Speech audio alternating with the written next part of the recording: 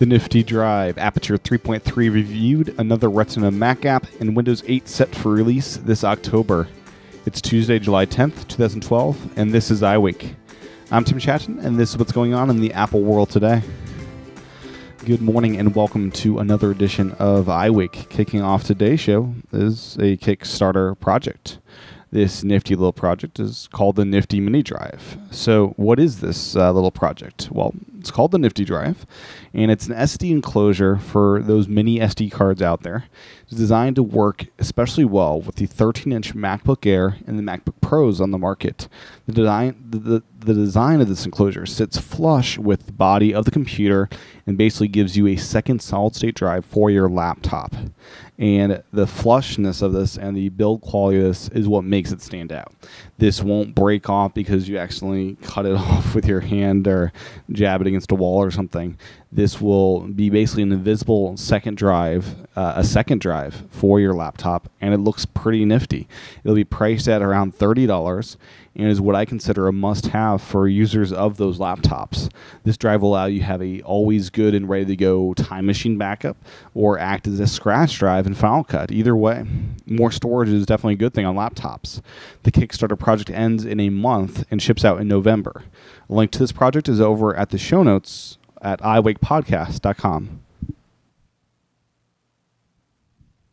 In other news is Thunderbolt cable prices. As many of you know, they're pretty expensive at $49 for kind of the lowest end cable. Evidently in 2013, component prices of these cables will come down enough to make cables more cost effective. Right now they're using around 4 chips to make this cable actually work, for actual chips inside this cable that makes it functional. So they're hoping to get it down by 2 in a couple of years, and the prices of those chips will be coming down as well. We're still in the early days of Thunderbolt, and cables are, well, expensive. The same thing happened with FireWire back in the day, so here's to hoping 2013 brings cheaper Thunderbolt cables. Last up in Apple news, or general Apple news, are several sites reporting that Apple Maps will be coming to OS X. This I have to call shenanigans on.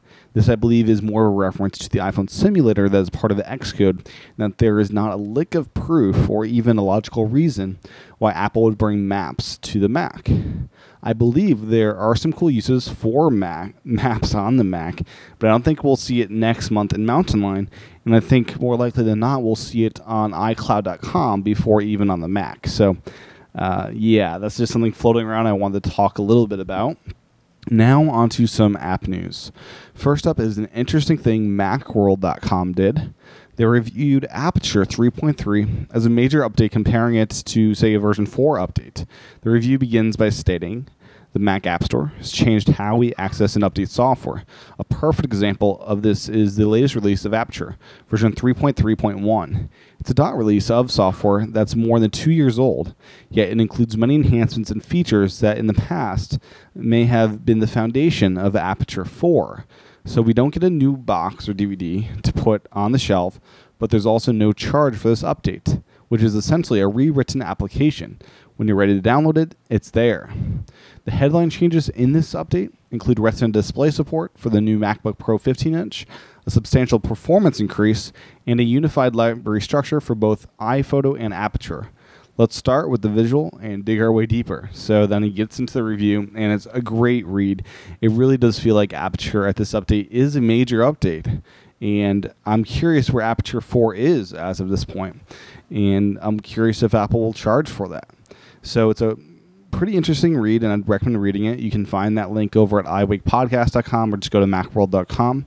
And the review closes. I just want to end it with this. iPhoto fans who have always wanted more can move to Aperture.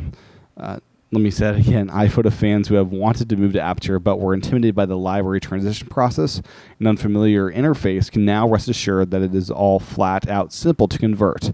Aperture is, as stated earlier in the Mac App Store, costs only $79. So this update was a big one, makes Aperture more unified as far as look and feel from iPhoto, and is something I'll be looking at getting in the next couple months here. Another app news is a new breathtaking writing app for the iPad. According to Mac Rumors, UXWrite touts several features to streamline the writing process for long and complex documents, including unique cursor and text selection tools, extra punctuation keys on the iPad, and powerful style formatting tools. At this time, UXWrite can only create and edit HTML files. The ability to work with Microsoft Word and LaTeX files is coming in the future. At $15, though, it's currently more expensive than Pages and Documents to Go that both offer features and total more than UXWrite, though they may be arguably less intuitive and efficient at working with long documents comparatively. So you have to weigh your options and see what is the best tool for you. Being able to edit HTML files alone may be a deal breaker for many of you, including myself. The video demonstration of this app is very impressive, and it's an app to keep your eyes on. So stay tuned. More will be coming out as the updates roll out. It's out now and available in the App Store for $15. Next up is another Retina Mac app, or an app that was updated for the Retina MacBook Pro. The popular BitTorrent client Transmission is now Retina ready. It's out now, letting its users torrent in an even more beautiful way. Last up in app news is a new app from TED. According to Macworld, TED Books hit the App Store on Monday, that is yesterday. And the app promises to unleash a new idea-driven book to users every 2 weeks. The app itself is free to download, but the books aren't. Users can pay either $15 for a 3-month 6-book subscription, or you can pay a la carte at $3 per title, $3 per title. So at 6 books at $15, that's 6 times 3, around $18. So you save $3 going the subscription route. Users who subscribe within 90 days of the app's launch can download the entire roster of books at no additional charge. The books themselves range beyond the more text versions of books to go beyond that and include audio and video and social networking features. And most TED books do contain fewer than 20,000 words, which lets them be read in a single setting. So that's TED Books. Looks like a pretty cool app, and I hope one day they make it native. Last up today is word from Microsoft that Windows 8 will be coming out to consumers this upcoming October, and OEMs will get their hands on it in August. As a reminder, Mountain Lion is expected to drop sometime this month. Well, sorry for that disruption at the end there. That's what's going on in the Apple world today. If you like this show, please head over to iTunes to review it and rate it, and subscribe in the podcasting app. Also, a quick reminder, I am on YouTube, youtube.com/TCHATEN, so check that out. Join me tomorrow for another edition of iWake.